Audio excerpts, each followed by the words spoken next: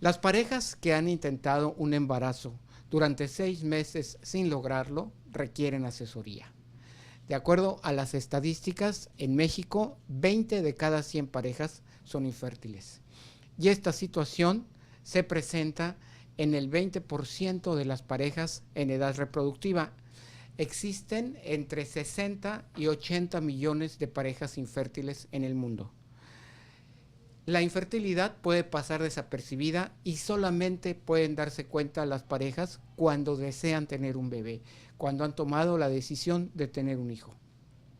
Hay diferentes factores que tienen una gran importancia, entre ellos la frecuencia de la relación sexual, ya que las tasas más elevadas de embarazo se presentan cuando se realiza el coito de 3 a 4 veces por semana. El tratamiento va a depender de los factores que encuentre el especialista en biología de la reproducción y la pareja debe ser estudiada en conjunto. Para hablar sobre este tema, hoy nos acompaña el doctor Enrique Salinas García, ginecólogo especialista en biología de la reproducción y director del Centro de Reproducción Asistida SEMAIN. Vamos a la entrevista en Familia SEMAIN. Los grandes acontecimientos se viven en familia. Vive el nacimiento de tu bebé en SEMAIN. Habitaciones confortables, atención cálida de médicos certificados, instalaciones certificadas exclusivas para nacimientos, seguridad para tu economía. Todo en Familia SEMAIN. ¿Qué es la pareja infértil? La pareja infértil es aquella que no está utilizando ningún método anticonceptivo, ya sea hormonales o de manera natural, y que no han podido concebir en un periodo máximo de 1 año cuando la mujer es menor de 35 años y máximo a 6 meses cuando la mujer es mayor a 35 años. Cuando hablamos de reproducción asistida, ¿a qué nos estamos refiriendo? Bien, la reproducción asistida nos estamos refiriendo a todas aquellas técnicas que nosotros utilizamos para tratar de lograr el embarazo. Las técnicas de reproducción asistida pueden ser de alta o baja complejidad. Las técnicas de baja complejidad son aquellas que se pueden resolver en el consultorio, como sería una estimulación ovárica controlada con un coito programado o una inseminación intrauterina en consultorio. Y las de alta complejidad son ya aquellas que necesitamos un laboratorio especializado de biología de la reproducción para formar el bebito fuera del útero de mamá. Estas técnicas pueden ir desde la fertilización in vitro, desde el ICSI, el PICSI, las cuales nosotros contamos con toda la tecnología para poder realizar este tipo de procedimientos. ¿La reproducción asistida es para todas las parejas infértiles? No. Las parejas infértiles, cuando es la primera vez que asisten con nosotros, tienen que seguir un protocolo de estudio y de manejo para encontrar cuál es la causa que está provocando la infertilidad. Es muy importante mencionar acerca de que todas aquellas pacientes que tienen, todas aquellas parejas, que tienen infertilidad, al someterse al protocolo, vamos a estudiar los distintos factores que nos pueden producir la infertilidad. De entrada, el primer factor que influye y que sin necesidad de pedir un estudio lo tenemos ya a la vista es la edad materna. Entre más se aleje la paciente de los 35 años, la probabilidad de embarazo es más reducida, tanto en las técnicas de fertilización in vitro como de manera natural. De manera natural, ¿cuáles serían los porcentajes esperados en una pareja fértil de embarazo? Los porcentajes esperados por relación en una pareja fértil abajo de los 35 años, la mujer puede ser hasta el 60 o el 70%. Después de los 35 años baja dramáticamente, llegando entre el 40 y el 50% de una relación. Y en el caso del varón, ¿existe alguna limitación en cuanto a la edad? No. no, en cuanto a la edad, no. Conforme el varón se acerca a los 40 años o se aleja a los 40 años hacia la parte superior, o sea, buscando los 50, se estudia como quiera todo lo que es el esperma para valorar que no haya ningún problema con alteraciones dentro del material genético, o sea, del DNA. Para eso nosotros contamos con pruebas específicas para ver que ese DNA esté sano. Aquí hay algo bien importante. Antes se pensaba que la mujer era la mayor causa de infertilidad y siempre se le atribuía a ella esa responsabilidad. La forma actual de estudiar es justamente estudiar a la pareja en conjunto, es decir, se debe estudiar tanto al hombre como a la mujer. ¿Cómo van esas causas de infertilidad? Bien, lo que acabas de mencionar, Gerardo, es bien importante porque el estudio es, por eso se dice, es el estudio de la pareja infértil, porque se tiene que estudiar a la pareja. La mujer representa el 60% de los factores y el varón el 40% de los factores que causan infertilidad. O sea, es un 60-40, por no decir 50-50, sería muy arbitrario. Ok, entonces siempre debe estudiarse a la pareja. Y hace un momento hablaba usted de un protocolo que se tiene que seguir en el estudio de la pareja infértil. ¿Cómo se lleva a cabo ese protocolo? Bien, el protocolo se lleva, bueno, al varón es una forma muy sencilla que se le pide una espermatobioscopía y dependiendo de los resultados de esta espermatobioscopía son los pasos siguientes para estudios más profundos con respecto del esperma. Sin embargo, la mujer son muchos factores. Hay un factor vaginal, hay un factor cervical, hay un factor uterino, hay un factor que se llama tubo peritoneo, que es lo que se conoce como las trompas de falopio, o alteraciones que se pueden provocar dentro de la cavidad abdominal que provocan infertilidad. Hay factores también que son hormonales. En toda esta gama de factores que estamos mencionando, tenemos que estudiar a ver ¿dónde es el punto que se está provocando el problema para que haya infertilidad? Se tiene que analizar paso a paso y se lleva precisamente un esquema, un protocolo. O sea, primero se estudia una cosa, después otra, y así se va llevando a cabo este estudio de la pareja infértil. Nos preguntan a través de las redes sociales qué se puede hacer en el caso de las mujeres que no ovulan. Bien, la causa de falta de ovulación pueden ser varias. Las causas de falta de ovulación se pueden deber, por ejemplo, en pacientes muy jóvenes a síndrome de ovario poliquístico, que es el más frecuente. Aquí en México, un 60 o un 70% de las causas de anovulación crónica en mujeres jóvenes es por síndrome de ovario poliquístico. Otra de los factores naturales por los cuales no se ovula son todas aquellas pacientes que ya están en la fase climatérica y buscan el embarazo. Hay muchas mujeres que aplazan por cuestiones laborales, por cuestiones profesionales, por cuestiones familiares, la venida del bebé y andan buscando el bebé, su primer bebé entre los 38, 40, 41 años. Aquí, desgraciadamente, el factor tiempo es muy importante, ya que la edad no perdona. No, ya lo tienes en contra, ¿no? Así es. Ya vas contra el reloj. Ya es un factor de infertilidad la edad.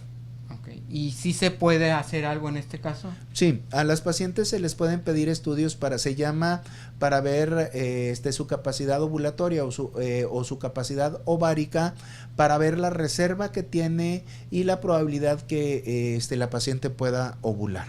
Dependiendo de esto ya se utilizarán medicamentos, pero tenemos que recordar que por la simple edad la probabilidad de embarazo baja mucho. Muy bien.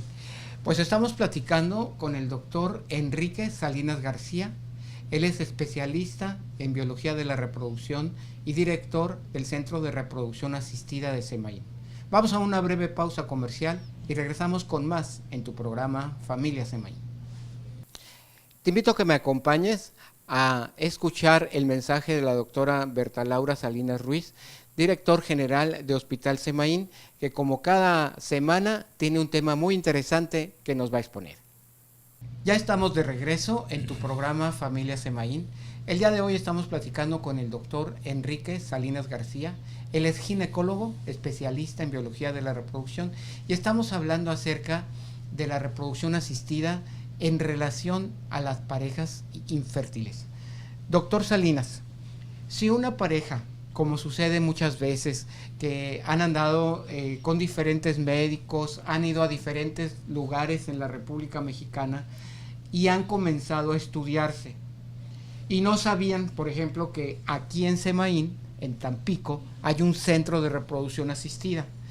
Llega una pareja que ya comenzó a estudiarse, ¿puede continuar a partir de donde se quedó o tiene que iniciar de nuevo con todo el protocolo de estudios? Bien, esto es muy frecuente que lleguen las pacientes con nosotros ya estudiadas. Por lo regular son estudiadas con mucho desorden.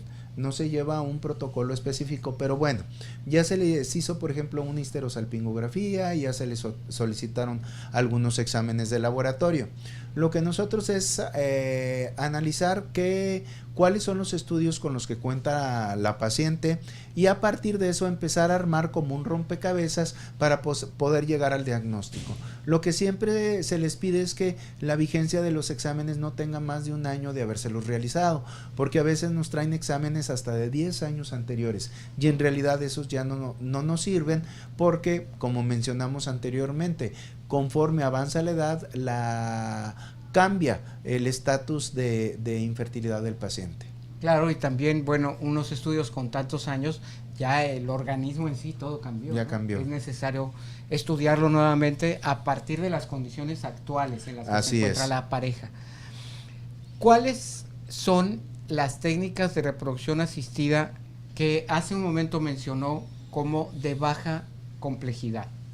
Bien, la técnica de baja complejidad es la estimulación ovárica controlada y la inseminación artificial. Bueno, ¿en qué consiste la estimulación ovárica controlada?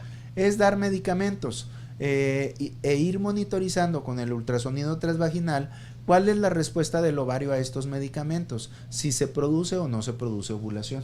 O sea, los medicamentos están buscando estimular al ovario para que ovule. Así es. Entonces, y una vez que se obtiene esa ovulación, ¿cuál es el siguiente paso? Bien, si la paciente no tiene ningún otro factor y el factor masculino está normal, se les da un calendario coital.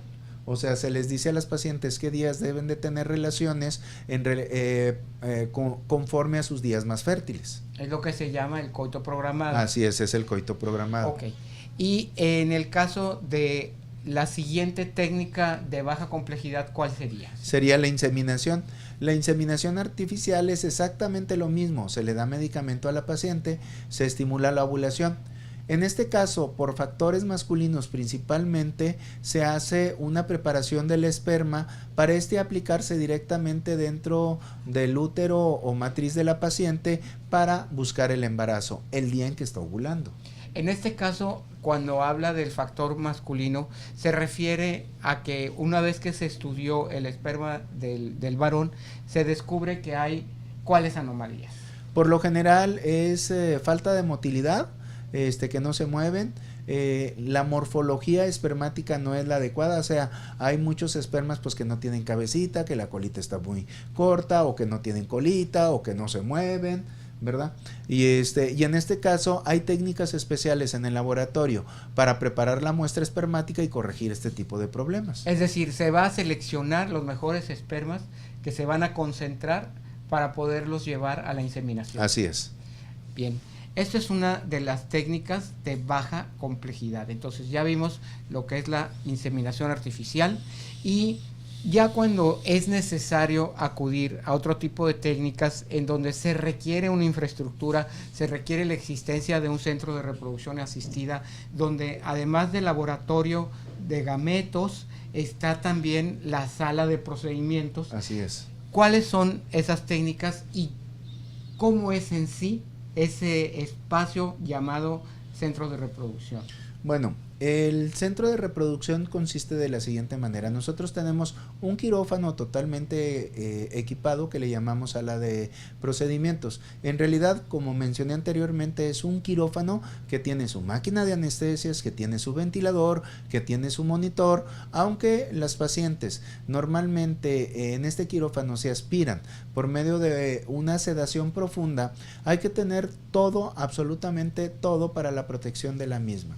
Enseguida, por medio de una puerta especial, sería ya el laboratorio de gametos. El laboratorio de gametos consiste en las incubadoras especializadas para poder hacer el crecimiento de los bebés, una campana de flujo laminar, un microscopio estereoscópico, el aparato del ICSI, ¿verdad? Y tendríamos una campana, no, es una torre de flujo de aire especial para que esta área esté totalmente estéril. Aquí cabe mencionar un aspecto bien importante, es que ese quirófano, esa sala de procedimientos de la que está hablando el doctor Salinas, se usa exclusivamente para los procedimientos de reproducción asistida. Así es. No se usa para otra cosa, No. Ahí no nacen los bebés, ahí no se llevan a cabo otro tipo de cirugías. No. Simplemente de forma exclusiva, porque es necesario que se mantengan los niveles de esterilidad de esa área, ¿verdad? De esterilidad, de temperatura, de iluminación, son muchos factores, ya que el embrioncito y el óvulo son muy delicados. En el momento que nosotros obtenemos el óvulo al aspirar a la mamá, es bien delicado el medio ambiente en el que se está cambiando, porque se está cambiando de un medio ambiente controlado, que es el propio cuerpo de la paciente, a otro medio controlado, que ya es un tubo de ensayo con medios específicos para su crecimiento y desarrollo y fertilización. Qué interesante resulta esto, y esto habla, bueno, de la necesidad de tener toda esa infraestructura, y como hace un momento lo mencionaba el doctor Salinas, que además esté adyacente al laboratorio de gametos con comunicación especial, sí, para que se pueda pasar la muestra o lo que sea necesario del área de procedimientos al área de laboratorio sin ningún problema. Así es. Cuando habla de fertilización in vitro, doctor Salinas, ¿a qué se refiere? Bien, la fertilización in vitro, ya estamos hablando de las técnicas de alta complejidad. Una fertilización in vitro consiste, otra vez vamos a estimular a la paciente con dosis más altas de medicamentos especializados para hacer que la respuesta ovárica sea más intensa. Ya que la paciente está lista, o sea que esos folículos ya están maduros para darnos la célula que va a formar el nuevo bebé, a la paciente la llevamos al quirófano, a la sala de procedimientos. Aquí, bajo un procedimiento de sedación profunda, se hace una aspiración con una aguja muy fina a través del ultrasonido transvaginal para obtener estas células, para entregárselas a la bióloga y que ésta haga la fertilización con el esperma del esposo. ¿Cómo se lleva a cabo esa fertilización? La fertilización, se utilizan medios específicos en las cuales primero se obtiene el óvulo. Al obtener el óvulo se hace una clasificación de los mismos. De esta clasificación se obtienen los mejores óvulos y se ponen en contacto con el esperma del esposo en unos medios especializados. Al realizar esta técnica se deja un tiempo determinado para que ocurra la fertilización, y posteriormente el biólogo va a checar si ya hubo esta fertilización. He mencionado mucho la palabra fertilización. ¿Cómo el biólogo se da cuenta? Porque ya se empieza a ver donde el material genético de mamá y papá se empieza a mezclar y ya se empiezan a formar las células del nuevo ser. Eso es algo bien interesante porque, bueno, digamos que se va a llevar a cabo la fertilización de una manera natural, pero la diferencia es que se hace fuera del cuerpo de mamá. Así es. Esa sería la diferencia. Así es. Todo lo demás ocurre de manera natural en un medio controlado. Así es. Y una vez que se ha dado ya la fertilización, de que se han unido las dos células, es entonces cuando esa célula nueva que se formó se empieza a modificar. Así es. ¿Cuánto tiempo deberá permanecer en ese medio controlado antes de regresar al cuerpo de mamá? Bien, puede pasar de 3 a 5 días. De 3 a 5 días. Dependiendo del desarrollo y la calidad de la respuesta del embrioncito para transferirse al útero de mamá. Y esa transferencia al útero de mamá, ¿cómo se lleva a cabo? Se hace igual en la sala de procedimientos, pero ya la paciente está completamente despierta, ya no se utiliza el ultrasonido ni nada. Se utilizan unas guías muy delicadas y muy delgaditas que se pasan a través del cervix de mamá para llegar a la parte central del cuerpo del útero, donde se hace el disparo de los embrioncitos para que caigan a la cavidad uterina. ¿Y cuál es el proceso natural que sigue a partir de ese momento? No, ya el paso natural es la implantación, o sea, que el bebé se pegue a la matriz. Esto es bien importante porque luego las pacientes tienen la creencia que porque ya le pusimos el bebé ya está embarazada. No, ahora tenemos que esperar un paso en el cual estamos a ciegas, que es esperar que el bebé se pegue a la matriz. Es decir, que ya se empiece a formar la placenta, se va a implante. alimentar a ese bebé, que se implante. Este es el proceso que sigue, la implantación. Bien, entre las técnicas de alta complejidad que mencionó hace un rato el doctor Salinas, habló de algo que es el ICSI. Sí. ¿Qué significa eso? La ICSI es la inyección intracitoplasmática al folículo. Esto se realiza cuando la muestra espermática tiene muchos problemas y la cantidad de espermas que se obtienen son muy poquitos. Entonces lo que se hace es que se toma el esperma más fuerte y con una aguja especializada y un aparato especial se introduce ya directamente dentro del óvulo de mamá.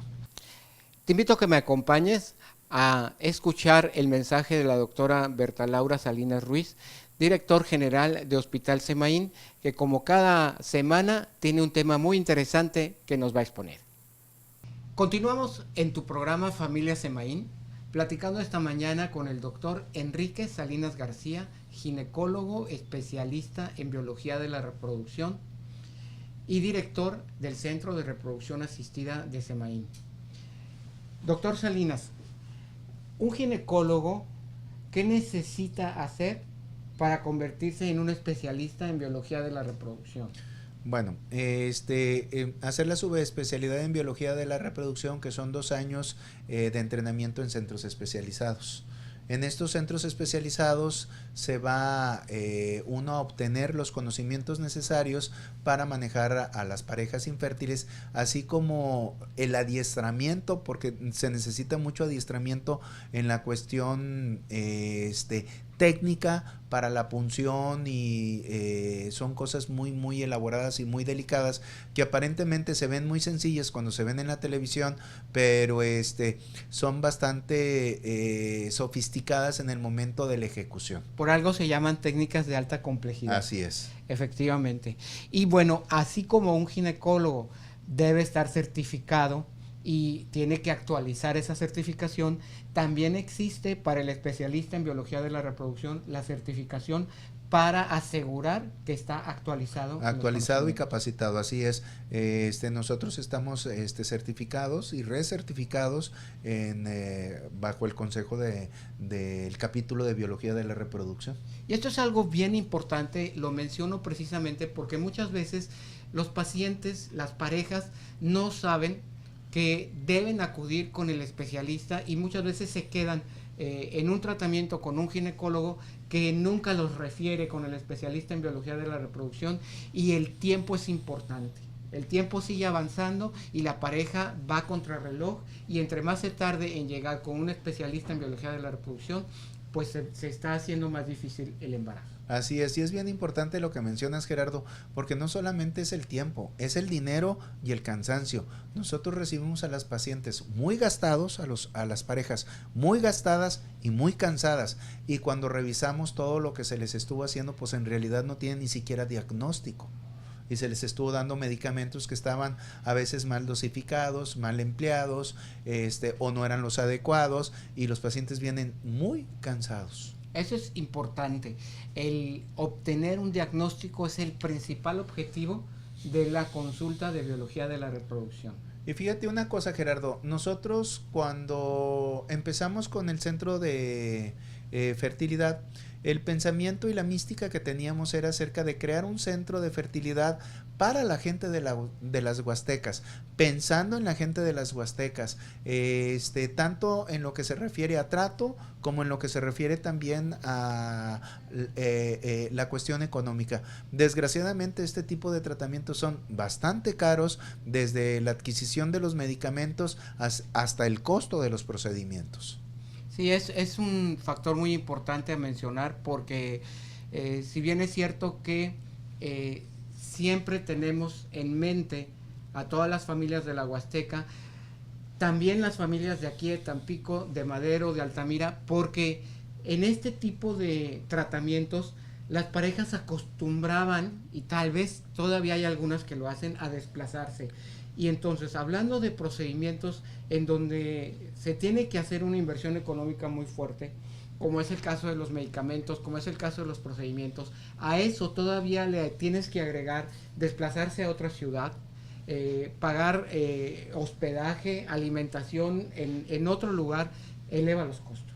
Y son factores que parece mentira, pero deben ser tomados en cuenta cuando se trata de este tipo de procedimientos. Así es. Sí, esto es muy importante, ya que muchos de los pacientes nos referían que gastaban más en el transporte y en la estancia en otras ciudades en el centro del país o en Monterrey o Guadalajara, que en realidad el costo del tratamiento. Y es increíble, nosotros teniendo más de 17 años de estar aquí, había pacientes que decían: doctor, nosotros no sabíamos que estaban ustedes. Bueno, pues por eso estamos platicando hoy sobre ese tema, para que la gente pueda saber, nuestra población, tanto de aquí, de la zona sur de Tamaulipas, como de las Huastecas, porque eso es importante que la gente de la Huasteca lo sepa también. Otra de las preguntas que nos hacen es si en hombres que han sido vasectomizados se pueden utilizar este tipo de técnicas de reproducción asistida. Sí, aquí, este tipo de técnicas, sí, principalmente el ICSI. Aquí lo que tenemos que hacer es apoyarnos mucho en el urólogo. En los pacientes que son vasectomizados, por lo regular, el urólogo lo que hace es una punción directa sobre el testículo para obtener los espermas y entregárselos a la bióloga. Ella los tiene que seleccionar y los tiene que estudiar para ver si tienen la viabilidad necesaria para poder fertilizar al ovocito, o sea, la célula de mamá. Es muy importante esto porque es bien frecuente que vengan de las dos maneras. O sea, pueden venir pacientes vasectomizados o puede venir también la paciente que se hizo la salpingo y ya sea que tiene nuevas nupcias o con la misma nupcia, pero desean tener otro bebé, ¿verdad? Esto es muy frecuente cuando se realizan la salpingo, la vasectomía de edades muy jóvenes. Y aquí hay algo importante que se llama paridad satisfecha. Sí. ¿Verdad? Hay parejas que tienen ya el número de hijos que desean tener, no quieren tener más y piensan que ya su paridad está satisfecha y después las condiciones cambian. Sí. Algunas veces simplemente el cambio de pareja, el separarse de una pareja y unirse con otra, las lleva al deseo de volver a tener un bebé, o algunas otras circunstancias que pueden ser las que ustedes quieran, ¿verdad? Hasta trágicas, de la muerte de algún hijo, cualquier cosa que los llevan a buscar un bebé nuevamente. Y sí. Bueno, en el caso de las mujeres que se han ligado las trompas, ¿cómo se lleva a cabo esto? Esto se hace por medio de una fertilización in vitro, es igual, se les da medicamento a las pacientes. Hay que recordar que las pacientes que están vasectomizados y las pacientes que tienen salpingo, no es infertilidad, es esterilidad, porque ellas tuvieron una técnica quirúrgica en la cual se está evitando el embarazo, porque en realidad no tienen problemas. Ellos, por ejemplo, ya tuvieron 2 o 3 hijos, pero por circunstancias de la vida ahora quieren otro, ¿verdad?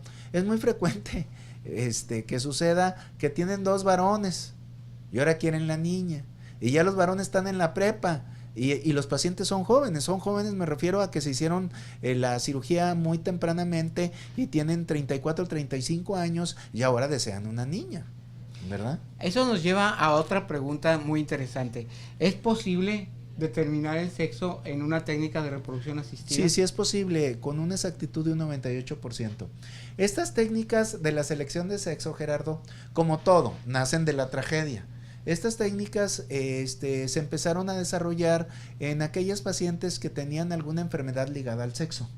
Por ejemplo, que estaba la pareja y tenían niños con cierta enfermedad que desgraciadamente estos niños no progresaban del segundo o tercer año de vida. Pero que al tener niñas no iba a haber la manifestación de este gen ni de esta enfermedad. Entonces se empezaron a desarrollar las técnicas para que estas parejas tuvieran el sexo en el cual no había la manifestación de dicha enfermedad. Sin embargo, pues esto se empezó a popularizar y ahora pues se hace por antojo. O sea, por querer tener el niño o la niña, así es. Y es muy frecuente. Y pues bueno, aquí lo que hemos obtenido hasta ahorita, no hemos tenido reclamos y todos han salido lo que han deseado.